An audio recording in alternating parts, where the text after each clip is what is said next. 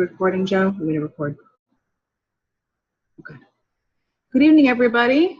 Thank you for being so flexible with the timing of tonight's webinar, as well as the switching of the webinar link today. We had some technical difficulties, but again, thank you for being so flexible and joining us here tonight. Tonight's webinar is brought to you by Brightbod, the fine folks at Brightbod. As a reminder, I am Kelly Parker. I am an 8-year breast cancer patient, 3-year metastatic breast cancer patient, but I'm not a doctor, so please don't construe my feedback as medical advice. For the folks that are not watching live, please feel free to go record yourself asking a question on the brightbod.com website. If you do that, then we'll actually go out there and record ourselves answering the question for you, so you can still interact with us even if you're not watching on a live basis with a live feed. Tonight's presentation will last about 20 minutes, and I'll go and mute your guys' microphone during that time. After that, we'll open it up for questions. Like I said last time, your questions are my favorite part. This is where I really get to interact with you guys, and I certainly appreciate the thoughtful questions you guys put into it. So let's go ahead and get started.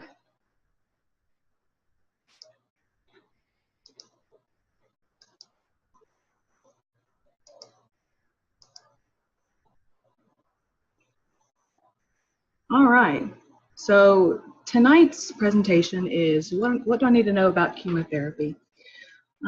Chemotherapy is the basic definition of the term is chemical therapy, but everybody that hears the word chemotherapy knows it to mean the type of cytotoxic or cell damaging therapy that cancer patients get to treat their cancer conditions. So we're going to focus mainly on the cytotoxic variety tonight. And go through a little bit about how they work, what they're for, how to manage side effects throughout chemotherapy treatment, and what to do after your chemotherapy treatment's over.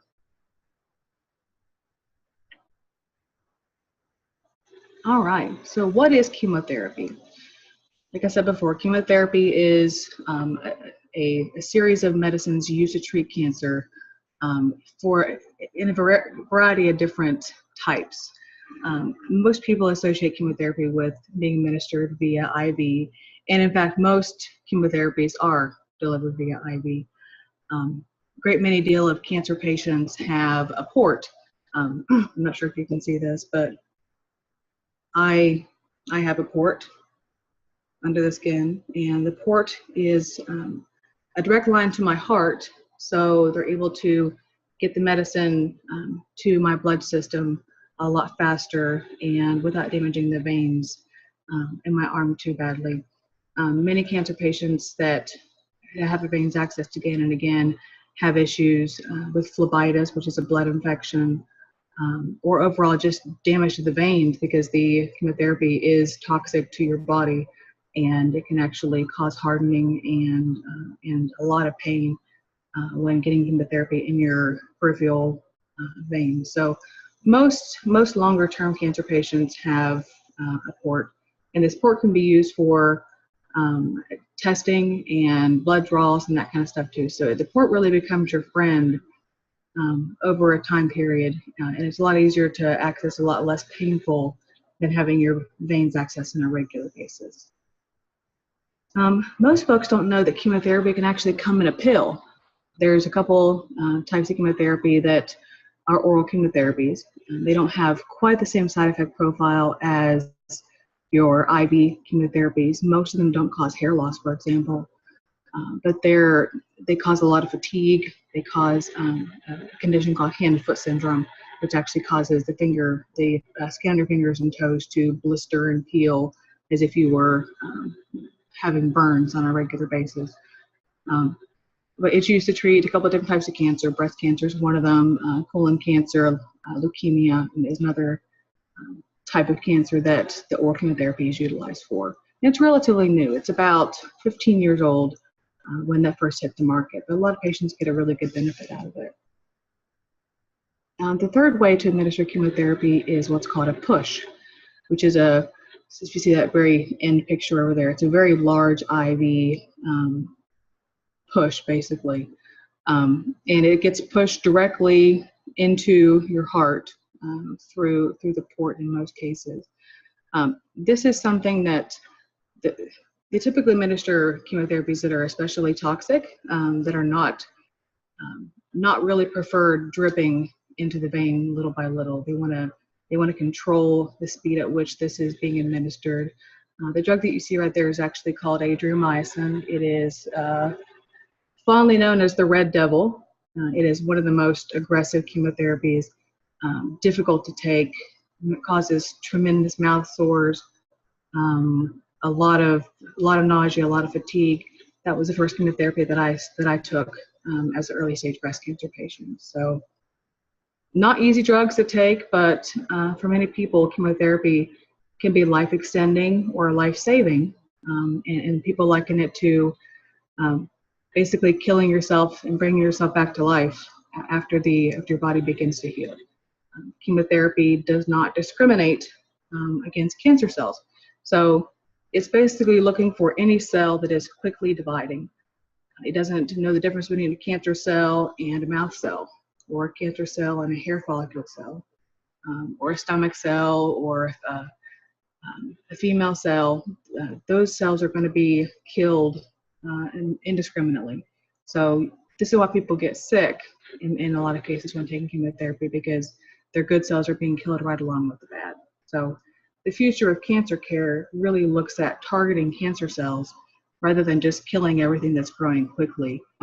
There's a lot of cancers out there that don't grow quickly. So, for example, estrogen-fed cancers of the breast, ovaries, uterine, they grow very slow. So they're going to typically evade treatment, and those lead to a later term recurrence risk as well. All right, so how does chemotherapy work? There's about 13 different types of chemotherapies, but I went ahead and listed the primary types, the larger categories. People just think chemo is chemo. It's one drug, it's one, it makes your hair fall out. Chemo is a very complicated treatment that attacks cancer in a variety of different ways. So, for example, there's a type of chemotherapy that's called an alkylating agent. And alkylating agents keep the cell from reproducing by damaging the cancer cell's DNA. It's a relatively new type of cancer treatment as well. And these drugs work during all cells or all phases of the cell cycle. These drugs consist of platinum-based chemo.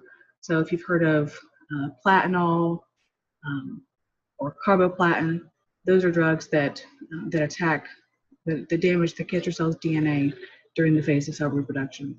The problem is they're also damaging the cells, the good cells, the non-cancer cells as well. So the good thing about that is that normal cells are able to reproduce, but you do have that short time period of nausea, vomiting, mouth sores, and that kind of thing to contend with as you go throughout your cancer treatment. Another major category of chemotherapy drugs consists of antimetabolites. And this is where that oral chemotherapy that I mentioned to you earlier falls into. Antimetabolites interfere with DNA and RNA growth by substituting for the normal building blocks of RNA and DNA. The reason that cancer exists is because it has gone awry. Something in the genetic code for that particular cell has gotten messed up. And it doesn't know when to die. So basically these anti-metabolite drugs address the damages to the DNA and try to help it go through the apoptosis process. And apoptosis is really just a fancy word for programmed cell death. In a normal person's body, a cell that gets damaged knows it's time to commit suicide, cellicide, I guess. But cancer cells don't know how to do that. In fact, they continue to grow at a crazy, alarming rate. Antimetabolites work against that and help the cancer cells know when it's time to die.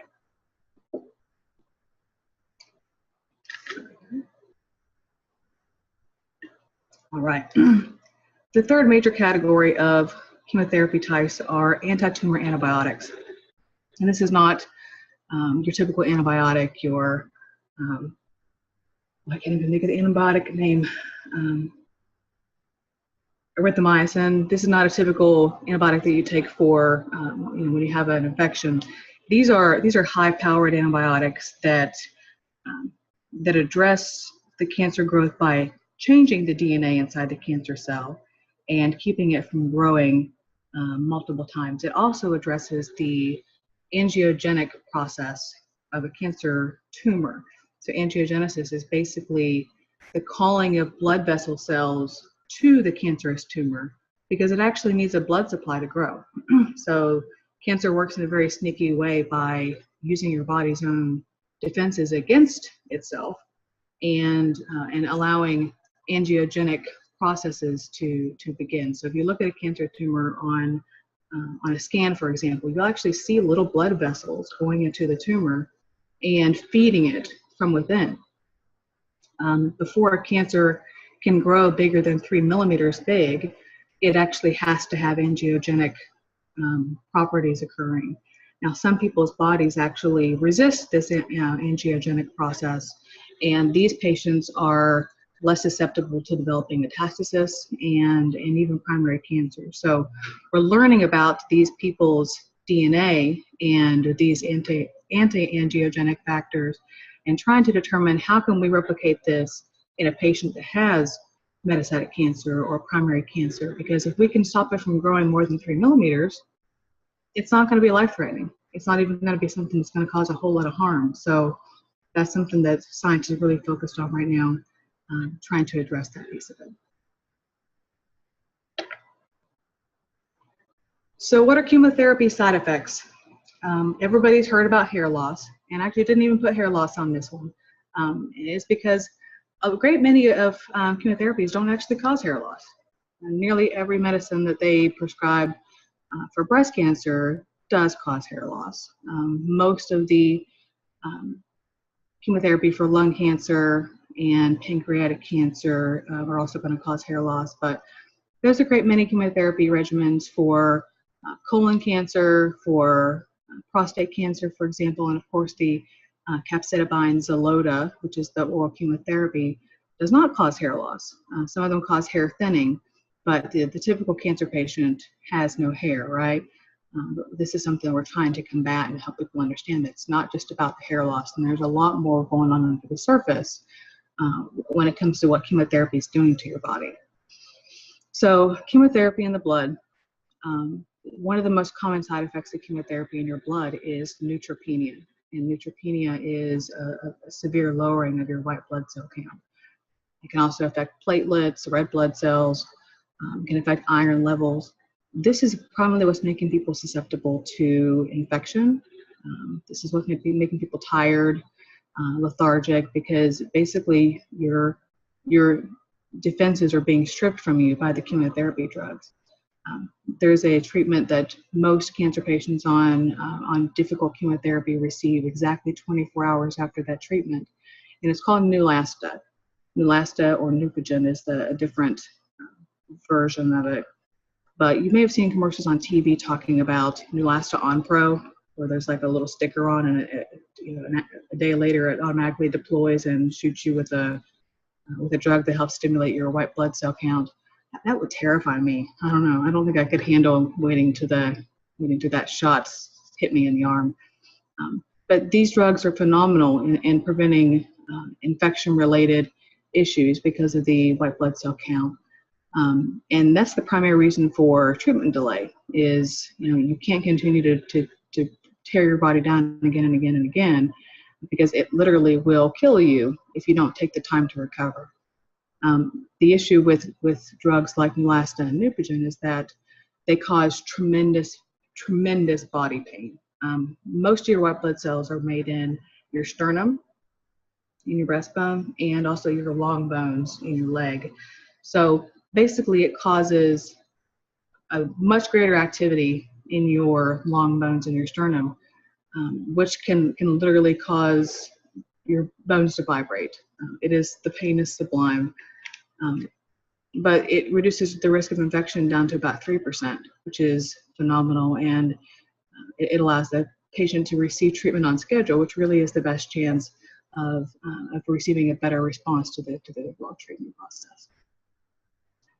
It's pretty infrequently known that chemobrain is something that is a side effect of chemotherapy. So chemotherapy causes cognitive impairment that lasts sometimes, weeks, months, sometimes it's permanent in certain patients. And it does so by causing damage to some of the cells of the brain. Most patients on chemotherapy report short-term memory issues, difficulty doing tasks that they did easily before. I remember distinctly not being able to do my job. I mean, I knew what I was doing. I just couldn't find the right process to go about doing it. So I remember just staring at my computer screen and crying because I never expected it to be that bad. So we certainly ask, as cancer patients, the world to be patient with us as we rebuild those faculties and become a little less absent-minded, because it's a real medical condition in the brain. Mouth sores, also something people don't really know much about. It's a common side effect in a lot of the push drugs, like I showed you guys earlier, and it's also going to be a big side effect from the anti-tumor antibiotics that we talked about earlier as well. And these mouth sores aren't limited to the mouth. They actually can go all the way down the throat and down deep in the esophagus. So a lot of patients report having difficulty swallowing, difficulty keeping food down because it really does hurt to eat. There's a number of different mouthwashes that patients use, and even some mouthwashes that are swallowed to help with that.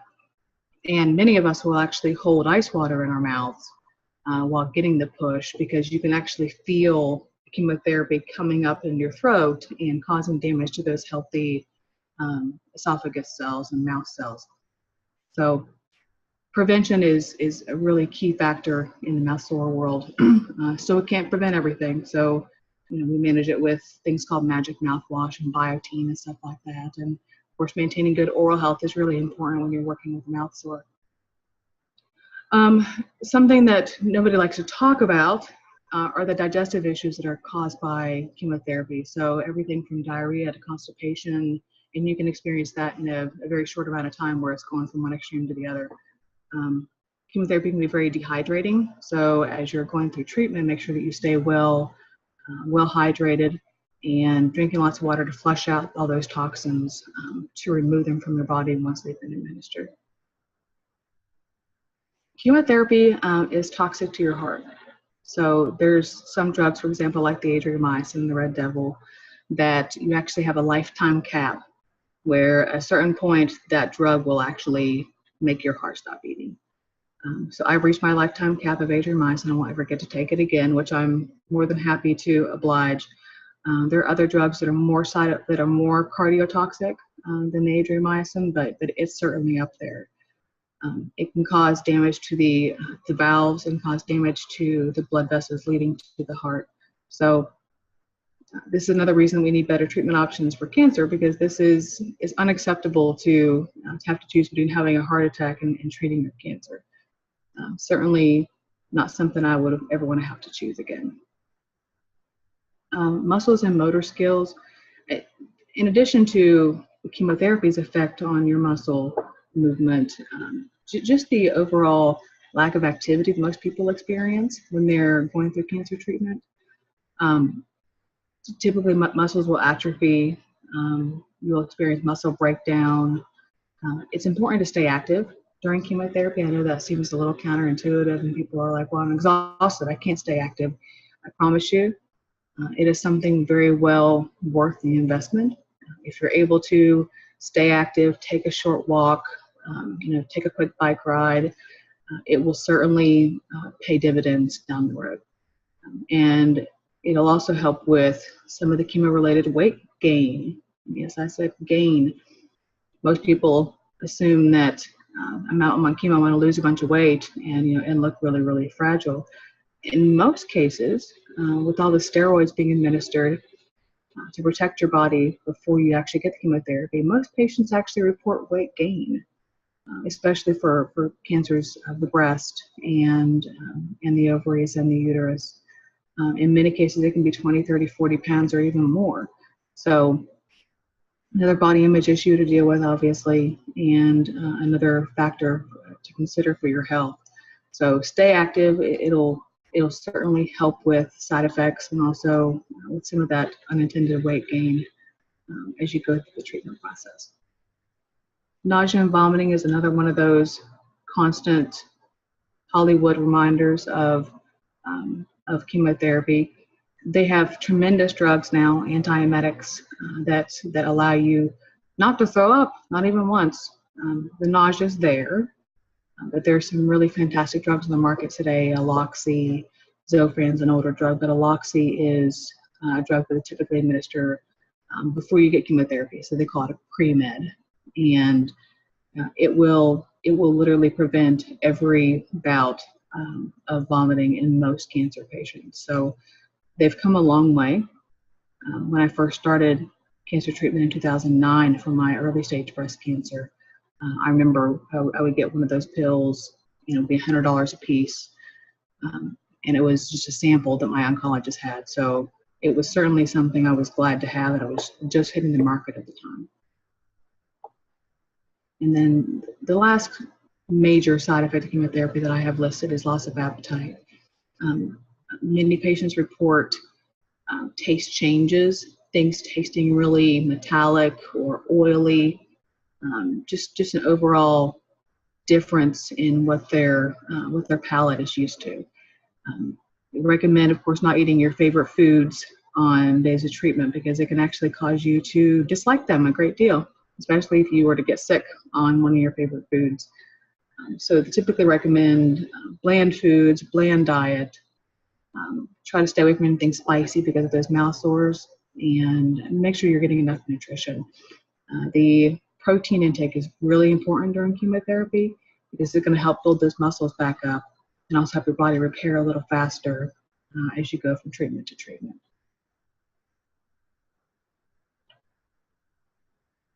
All right, so we kind of already touched on this, but the question is, how should I care for my body during chemotherapy? And there's a lot that you can do to help prevent some damage to your body and help recover as you're going through the chemotherapy world. We mentioned this earlier. Really focus on drinking lots of water. You're going to want to get all those toxins out as quickly as possible, and you want to help your kidneys get rid of that. So while you're getting treatment, after treatment, make sure to keep on drinking lots of water. Stay away from alcohol. This is just going to further dehydrate you.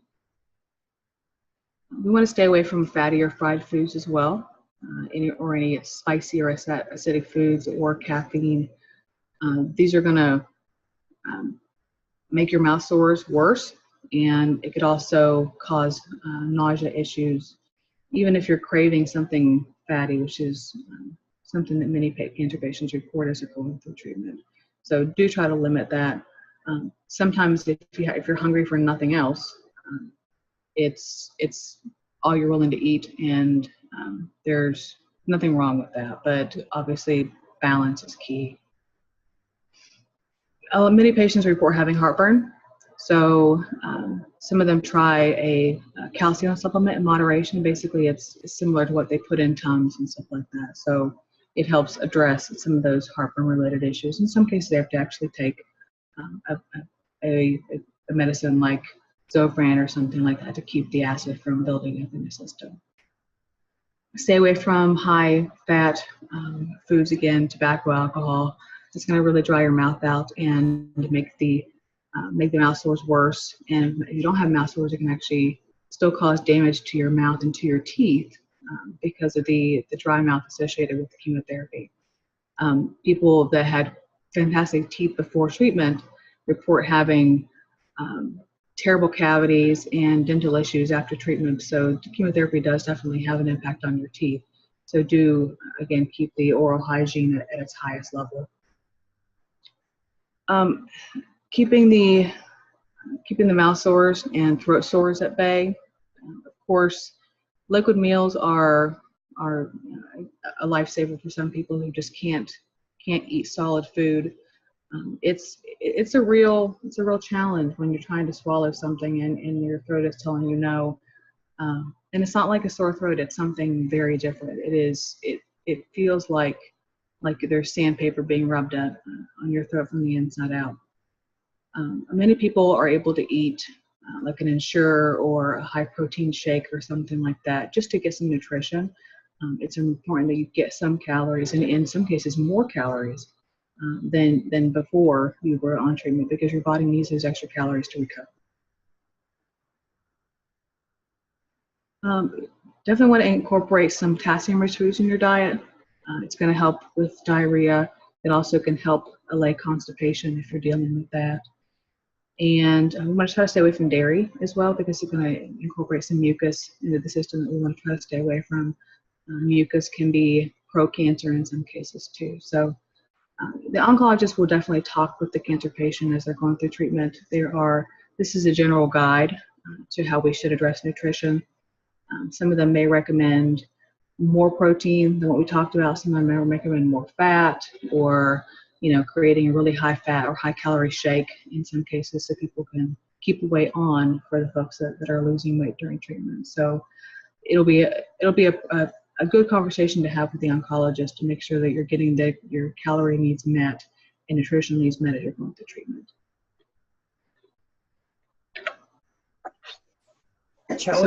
Kelly, may I ask a question?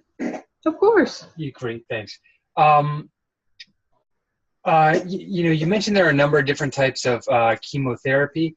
How can a patient know whether or not the chemotherapy that's being selected is going to be a good fit for him or her? That's a great question, Joe. There's a lot of really great resources online that walk through typical chemotherapy regimens that are given for a particular cancer type. And in most cases, there's not just a single agent administered. So there's ACT, for example, which is Adriamycin, Cytoxan, and Taxol. So they work better together in combining their strengths and preventing the cancer from recurring in many cases. I really recommend getting a second opinion for everybody based on what their doctors recommend. The worst that could happen is they get the same result that they already got from their first oncologist. But there's a lot of really great resources out there, and Brightblood is becoming one of them, right? So you can compare notes and find out, well, I have metastatic colon cancer or whatever. What drugs are you taking? There's a number of different standard therapies that are approved by the FDA today for what we call first, second, third, fourth line therapy. So if you were diagnosed with stage 1 breast cancer and you are HER2 negative and you have ER and PR receptors, estrogen and progesterone receptors, there's only about 2 drugs that you can take in the first line setting. So that does limit the opportunity for improper treatment. But I certainly would seek a second opinion in all cases, just for that peace of mind and make sure that you're on the right track. You're muted. Can't hear you.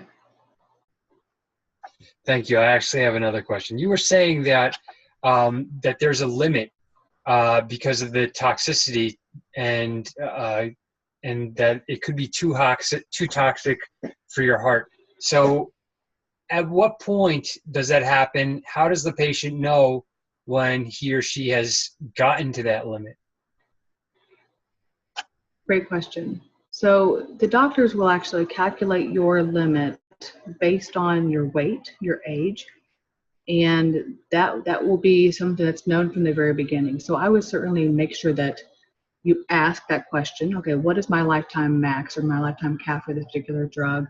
And many of them are cytotoxic. Many of them are toxic to your kidneys, toxic to your liver, and everything's processed by the liver as well. So find out from the very beginning what your lifetime cap is going to look like. That will allow you to track as you get treatment and make sure that you're tracking along with the doctor, that you're not getting anything more than what you are supposed to have that is critical to your health. Don't assume just because they're a doctor they're going to make things perfect.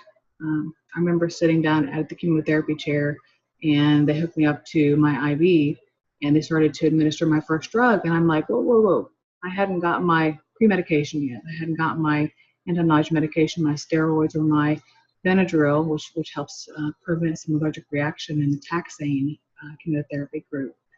But it's something your doctor should be able to share with you up front, and that you will be able to actually see the prescription that's being administered. You'll know this, 235 milliliters of Cytoxan or whatever the case is, and you can track it along with the doctor. Don't ever assume that just because they're a doctor, they have everything all under control. You have to be your own advocate. There's no question about that. And just the last question. You mentioned apoptosis, I think it's called, can you please describe that? Absolutely. So apoptosis is the process, it's known as programmed cell death. So when a normal healthy cell gets damage to its DNA, it then knows it's time to commit suicide. It's time to kill myself because I don't need to replicate. Replications and copies of me will be bad news for the person's body. There's actually an apoptotic or tumor suppressor gene. It's called the P53 gene. And P53 gene is something that everybody has.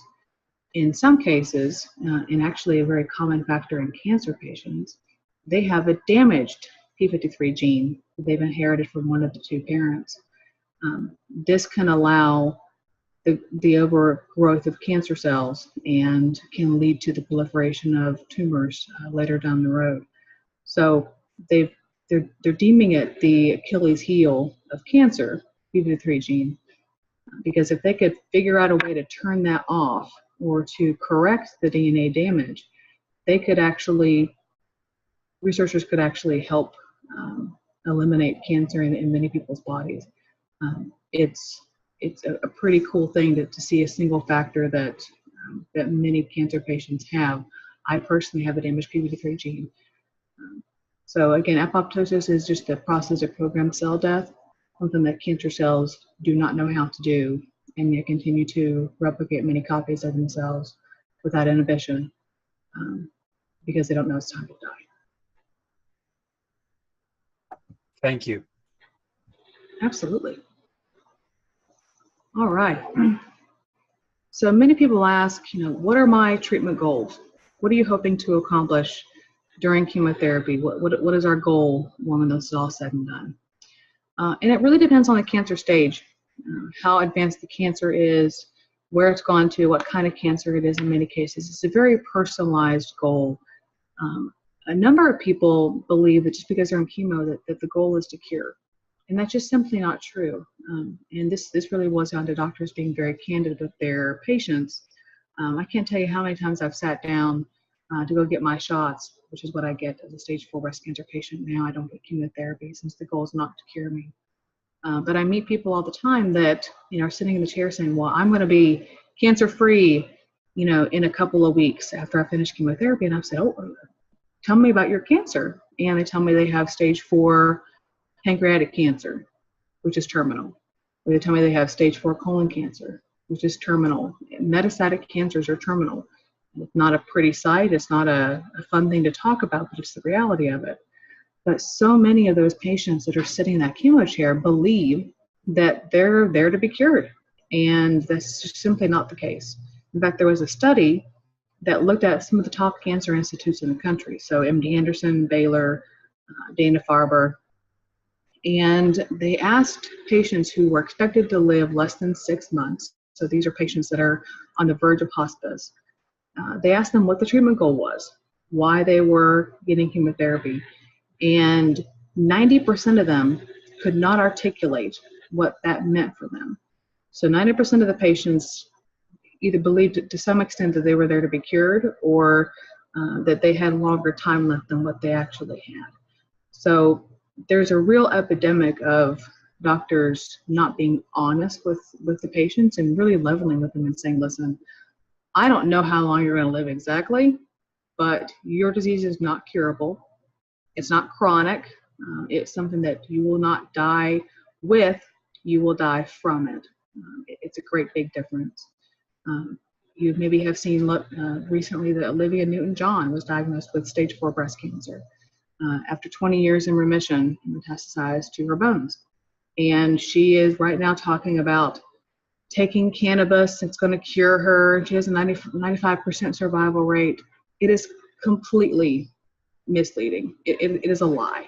She will not survive this. She may live 10 years with it. She may live 20 years with it. I don't know how long she's going to live. But stage 4 breast cancer is terminal.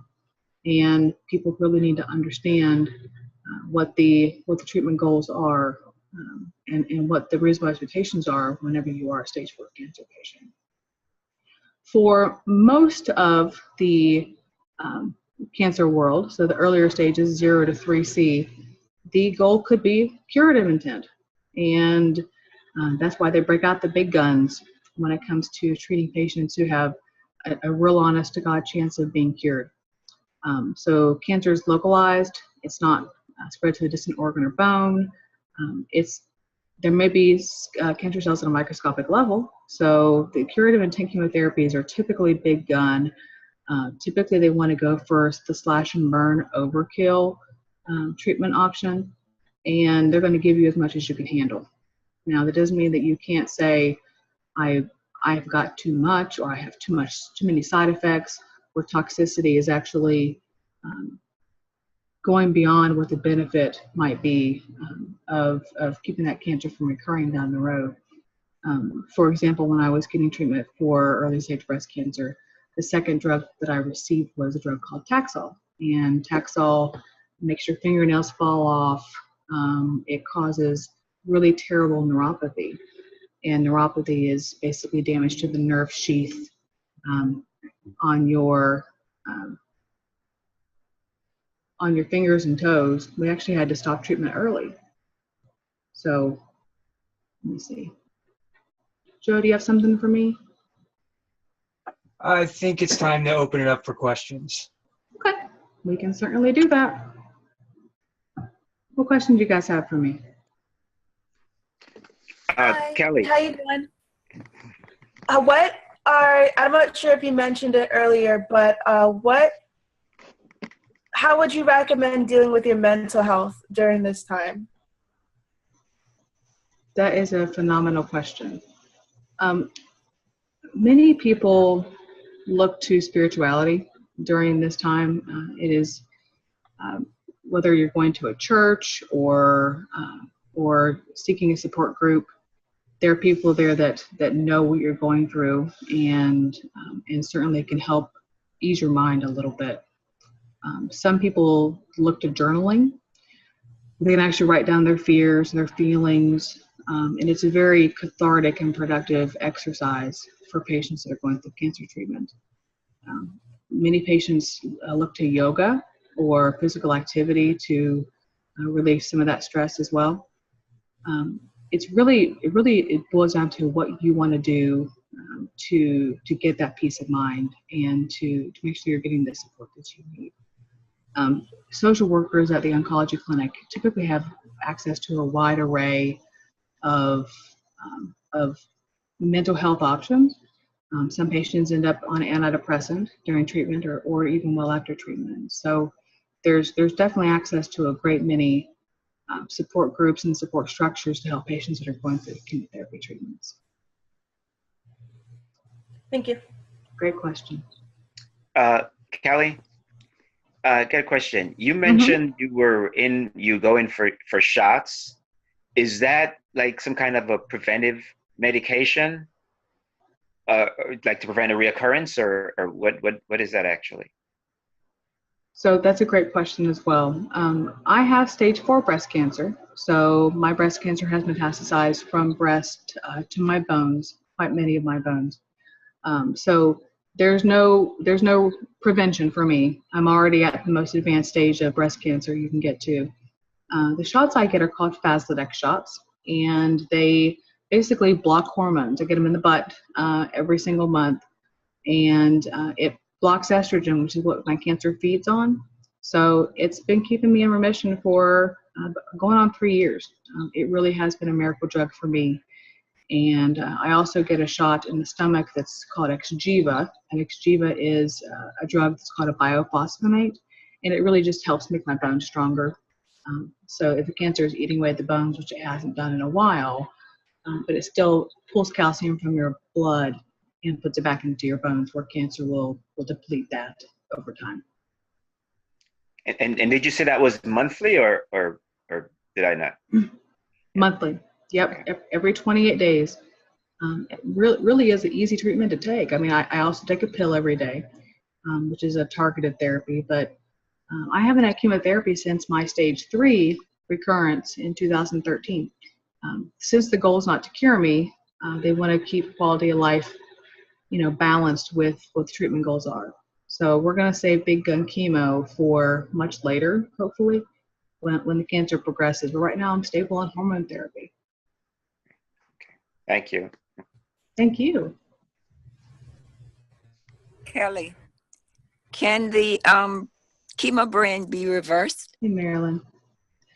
Can it be reversed? Yeah, the damage.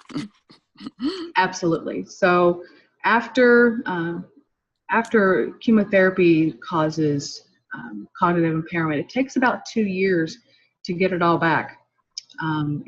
Working crossword puzzles, keeping your brain active, challenging yourself on a daily basis will help that get better faster.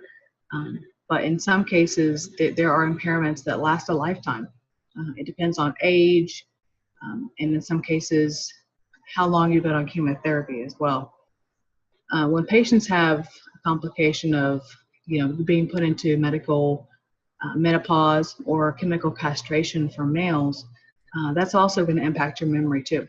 So patients have kind of a double whammy when they have their ovaries removed or their chemical castration for a male, because those hormones play a vital role in memory and accessing information in certain parts of the brain. So it is reversible. It can get better. It's adding insult to injury right after you get done with treatment and you can't remember how to do simple tasks that you could do very easily before. Okay, thank you. Thanks, Marilyn.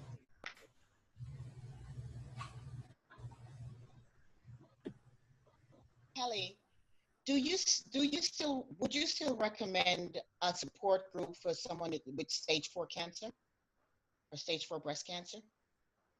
I would, and I would recommend a support group that is unique to stage 4 cancer. I have been to early stage breast cancer support groups, and their one fear is becoming me. I'm their worst nightmare. And I'm not getting much support from them because I can't talk about end of life issues or, hospice planning, fear of when I'm going to get the bad news that it's gone to my liver, lungs, or brain. It has been my lifeline, most of it actually being online through Facebook communities and stuff like that, where I've met countless young women with stage 4 breast cancer. And they have truly kept me going when I thought that I couldn't go on any longer. My best friend Lisa is here local in Arkansas where I live, and she also has stage 4 breast cancer. So that in-person support that I get by visiting her on usually a daily basis and that I get online is the best therapy that I can get. We are in the process of starting up the stage 4 support group here locally, and not just breast, but other metastatic cancer types, because we do have such a unique need set and we have such unique challenges.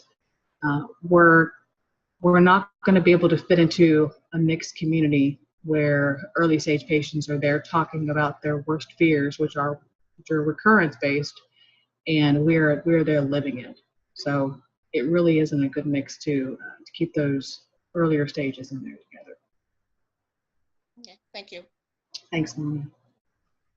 As part of the whole palliative care thing for this type of cancer, is it ever recommended to have like a therapist or anything like that? Someone that, you can just be totally open with about everything? It is absolutely recommended to have a therapist. And in many cases, oncologists are ill-equipped to deal with some of the psychosomatic effects of going through terminal cancer diagnosis.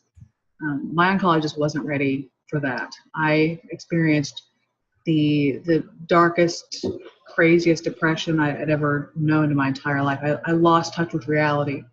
I eventually was committed to an institution for 2 weeks where I could get the care that I needed, because I just couldn't go on living knowing that I would have to live with cancer. And it's not just about throwing medication at people either. Here, take this pill, you'll feel better. There's a lot of complex emotions and fears and guilt that people have to work through when they're diagnosed with stage 4 cancer. So I thoroughly recommend getting a therapist that may be inside or outside of the oncology clinic that you see. It was the best thing I had done for myself, and continue to see them on a regular basis. So I think everybody needs a therapist, not just cancer patients. Great question.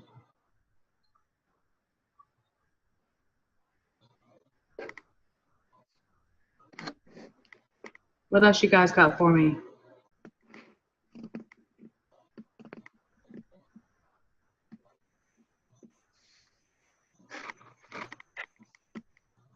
That's it.